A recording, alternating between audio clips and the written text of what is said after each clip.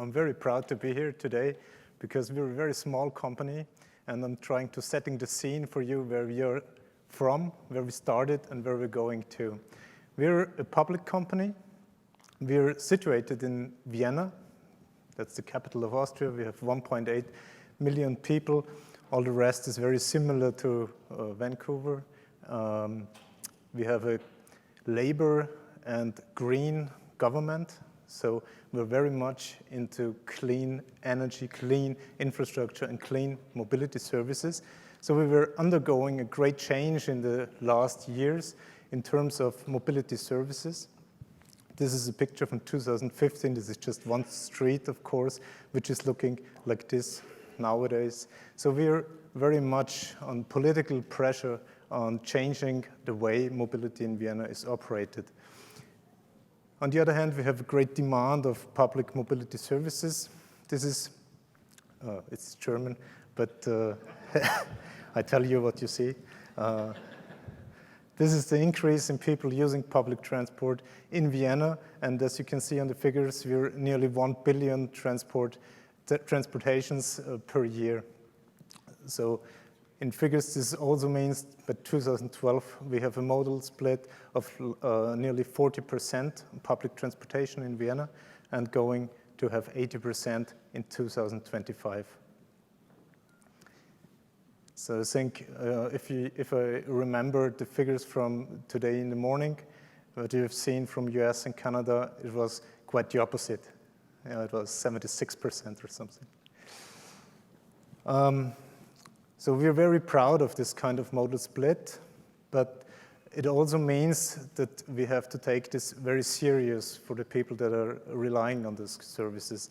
Therefore, we have combined two big public interest groups. On the one hand, it's Vienna Utility Services. That is the largest infrastructure provider of Vienna.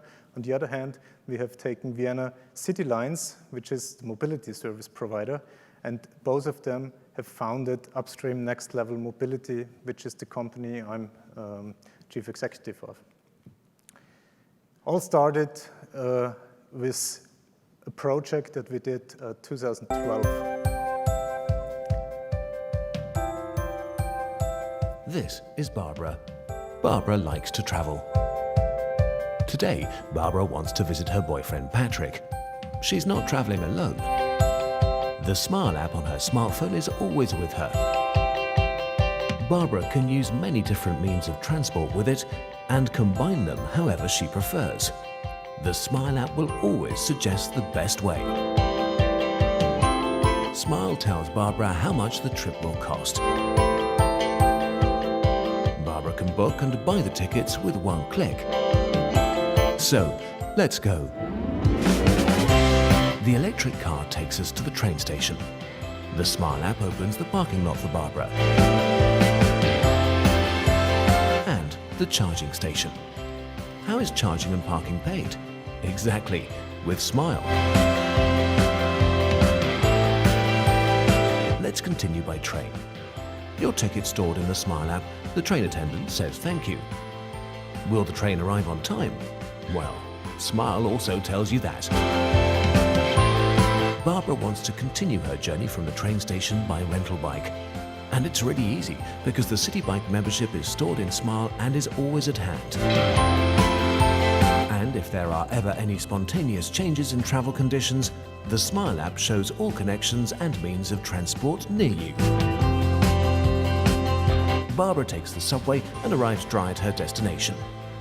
Just like today, Barbara travels often, sometimes planned, sometimes spontaneously. Barbara uses and combines many different means of transport when she's on the go. She gets information, plans, books, and pays with Smile, and always arrives safely at her destination. Because Barbara is simply mobile with Smile.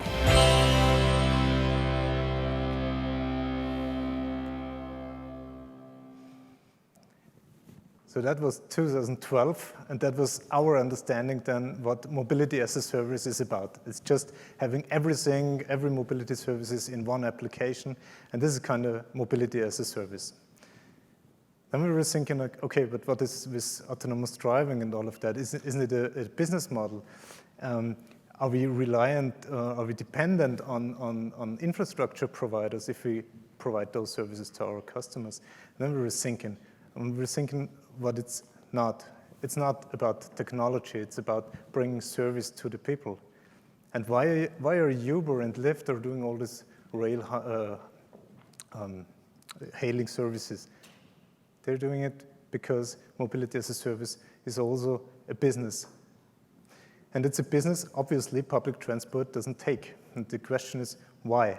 Because it's not even a very new business. There's a picture from Vienna from 1920. So it just means not owning mobility, sharing mobility and based on a business model. And for us as a public transport provider, this is not only a business, it's also a responsibility. There are 40% of Viennese people that are not able to afford or drive a car because they're too young or too old or disabled or whatever, or they just don't want to because there is a shift in their trying to have another lifestyle and be more free and flexible and so on. So they just don't want to have a car.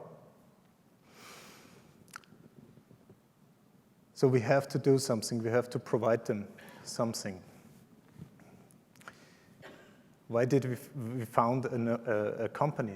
We did that because we were going to the market. We were asking the market, do you want to provide us such an infrastructure? Do you want to build that infrastructure with us? And they told us, yes, of course, you have to pay and you give me all your data and then I will operate that for you. And we said, okay, that's not a good deal. And we asked several others. We asked Uber, for example. We wanted to deal with Uber and told them, hey, we have this great application. Do you want to be part of this application and run the ride-hailing services in Vienna?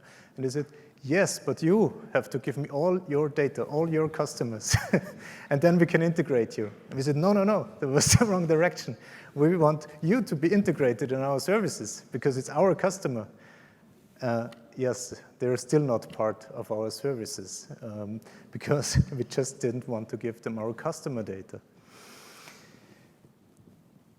So you see, for us, it's a social responsibility. It's also a business responsibility. If you take car-sharing providers, for example, they're operating their services where people are willing to pay for that. So they are not all over distributed of Vienna. They're just several districts. They're operating their services. And those districts and suburban areas are not serviced anymore. They've started there, but they are not serviced anymore. And that's exactly the parts of the city where the infrastructure costs are extremely high if we want to provide our services. And this is the thing. It is a market, but it's not a market everywhere. And for us as a responsibility, we should expand this kind of market to those areas that are not so high capitalized. So it is a market, and if you see the forecast, it's a very high market as well. But who is heading for this market? It's the big platform companies. If you compare these figures, this is labeled in German as well, I'm sorry for that. But the big one, that's the platform companies like Uber, Google, and so on, and Apple. The very small one is the whole automotive industry. And if you think of those companies and then the whole automotive industry and then of public transport operators, you're not on the scale. So we cannot compete on this kind of business model or platform economic level. But in some way, in my opinion, and this is the opinion of the government in Austria, we have to deal with that. Because we heard a lot in the last plenary about price for congestion and so on. What we try to build the infrastructure to make an optimization in traffic flow, because this is the key for anything that you do on pricing or anything that you do on time price shift on information to the people. So what we need to ensure is that there is an optimized flow and that in times of on-demand services or maybe autonomous driving cars, there is a kind of steering control, traffic control system in public hands that has all the information on capacity, all the information of the street and traffic, all the information of the demand situation, brings all together in public interest. not price discriminating. Price discriminating would mean that people that have more money can drive. That's not what we want. So therefore, we have to build a system that takes into consideration all of the parameters of traffic flow, that is public transport and private transport, of course, and then do some kind of like traffic control system for mobility as a service and private mobility. We are also in charge of traffic lights, so it should be possible. It also means having this kind of infrastructure in place. You have the data ownership, you have a lot of knowledge, and it is in public control, and that is exactly what we're trying to do with Upstream. We're trying to build this kind of infrastructure. First step was we have connected all transportation modes, from information to accounting, to reservation, routing, and so on. We're providing this platform to all private businesses as well. As I've seen today, the initiative of TransLink. So private companies and startups can easily connect and plug in to our platform and operate and run their own businesses. We are the infrastructure part of that. And we are making money out of our infrastructure. We are operating there to build up customer services for the public hand. That's what we're doing right now. We're offering this public interface for privates and startups. We do software licensing. So our platform is not only operated in Vienna, it's operated in all large cities in Austria. It's operated in some cities in the UK. So we're also operating the platform for Hamburg. You've seen the switch points earlier this day. So these mobility points are also operated by our platform. We're doing that with several projects. And the newest thing, that's what I want to show you, is the data science part that we are doing. As I'm running out of time a little, I'll try to give my best now. This is our multimodal application that is already in place in Vienna. It's used by 2.3 million people daily. It's very good responses. You can book and reserve and use and get information of all mobility services that are accessible in Vienna, except of Uber. And you have, of course, your annual pass and ticketing and fares and so on for public transport, of course. Another thing is we are running and operating some mobility points that are physical points within the city of Vienna. This is an example of Graz, the second largest city of Austria, but it's the same that the switch points in Hamburg. We're doing it for closed, gated community parts of the city. So this is just for Leo Mobile. It's just an example where people from one area are sharing their kind of mobility services that can only be accessed by them. But we're connecting those closed community mobility services with all the rest of the city. So also with our public services. And the key to do that is that you have public platform infrastructure in place. Because if you give it to the privates, you could never handle all those different parts of mobility needs. The thing is, how can we make money out of that? Because what we are always discussing is we have public interest on the one hand, and we have private business on the other hand. So what we need to do is we need to bring those two together. And what we are trying now is to make public company for the private interest, like this, so public business for private interest. And we don't want to do that based on mobility alone, because this is taxation and fare calculated. We want to do this with data science as a business model. And this is something that I want to show you a little bit, because I think in maybe North America it's not so used that the public is making business. What we are trying to do is we take the data from our people, from our users, and try to help them commercialize this kind of data. It's very valuable data, and bring back the money into the mobility system. Everybody's telling you big data and data, that's the new oil, but nobody tells you how to make money out of your personal data. So you will maybe not be able to do so, not on a large scale, or maybe people not willing to pay for it. We have data of 2.3 million people in Vienna, but we should make money out of this data and give it back to those people and not to other companies. We are doing that. This is a new project. We are starting in September.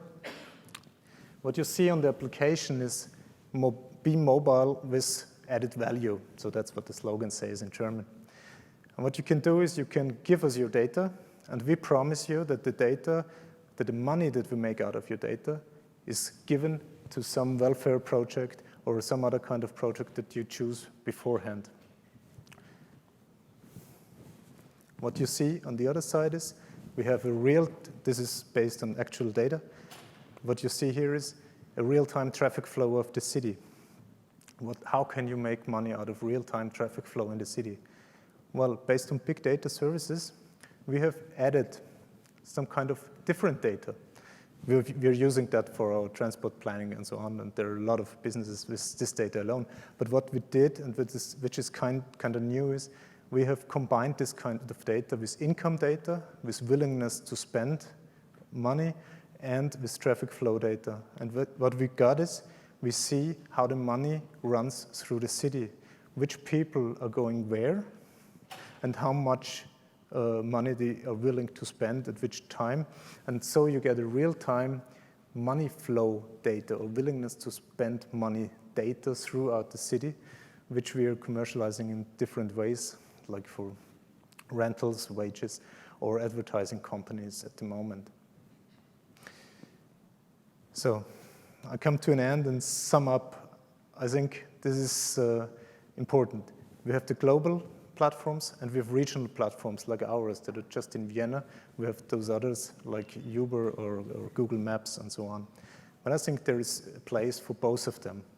The regional ones can take all the small mobility providers, the small car sharing with just 3 to 4 cars, the small rental car providers, the small bike sharing providers, and they can make money out of data of the customers. They can be in charge of the customers, but still they can provide interfaces for the global players so that they can make money as well. So it's not the one or the other.